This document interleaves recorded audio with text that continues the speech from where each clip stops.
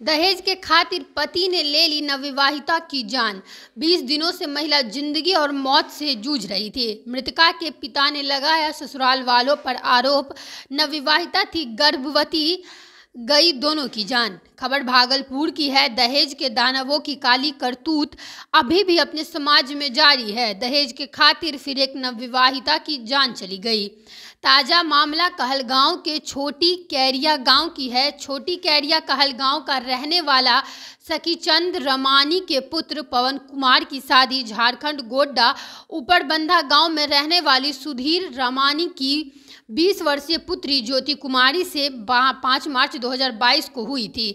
शादी के दौरान ज्योति कुमारी के पिता सुधीर रमानी ने पवन कुमार को 1 लाख रुपये और घर के कुछ घरेलू सामान दहेज में दिए थे। इससे पवन को दहेज की लत लग गई और उसने एक मोटरसाइकिल की डिमांड कर दी। मोटरसाइकिल नहीं मिलने पर पवन ज्योति को हर दिन ताना देना शुरू कर दिया। साथ ही उरेब भाषा के साथ साथ गाली गलौज और मारपीट करना शुरू कर दिया। बात यहाँ तक पहुँच गई कि ज्योति अब परेशान रहने लगी और डिप्रेशन में चली गई। ज्योति का कहना था कि मेरे पिताजी इतने पैसे वाले नहीं हैं कि बार बार दहेज दे। मैं आपको कुछ दहेज दे सके, लेकिन दहेज के लोभी कहाँ मानने वाले थे। बंद कमरे में आग की लपटों में जलने लगी ज्योति। 4 दिसंबर को ज्योति के ससुराल में दहेज को लेकर बहस हुई और लड़की डिप्रेशन में आकर अपने शरीर पर केरोसिन तेल डालकर आग लगा ली। आग की लपटें इतनी तेज थी कि देखते ही देखते ज्योति का पूरा शरीर जल गया। उसे आनन फानन में परिवार वाले ही जवाहरलाल नेहरू चिकित्सा महाविद्यालय अस्पताल मायागंज लेकर आए और वह 20 दिनों से जिंदगी और मौत की जंग लड़ रही थी।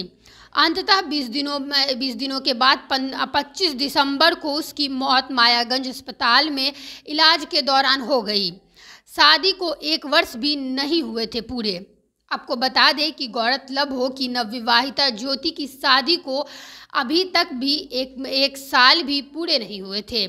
उनके गर्भ में एक नवजात भी था। ज्योति के साथ साथ उससे आने वाले मेहमान की भी गर्भ में ही मृत्यु हो गई। मृतक के पिता ने कहा, दरिंदों ने मेरी बेटी को मार डाला। मृतक के पिता का कहना है, जो कि ज्योति के पिता सुधीर रमानी ने कहा, मेरी बेटी को दहेज के दरिंदों ने केरोसिन तेल छिड़क कर आग लगाकर जान से मार दिया, जबकि मेरी बेटी गर्भवती थी। फूल के गोद में पल रहा था बच्चा भी उसके साथ मर गया। मेरी बेटी 20 दिनों से तड़प रही थी। अंत में इसकी मृत्यु आज इलाज के दौरान हो गई।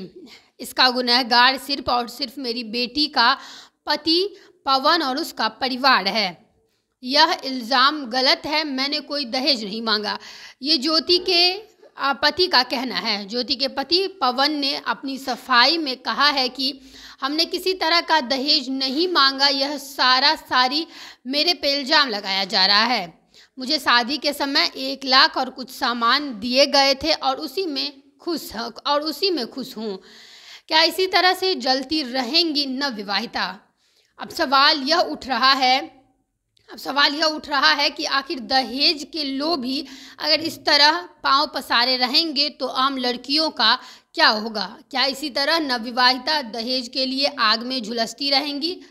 फिलहाल के लिए इतना ही। मिलेंगे किसी और नए वीडियो में। तब तक के लिए आप देखते रहिए फ्रंटलाइन 24। धन्यवाद।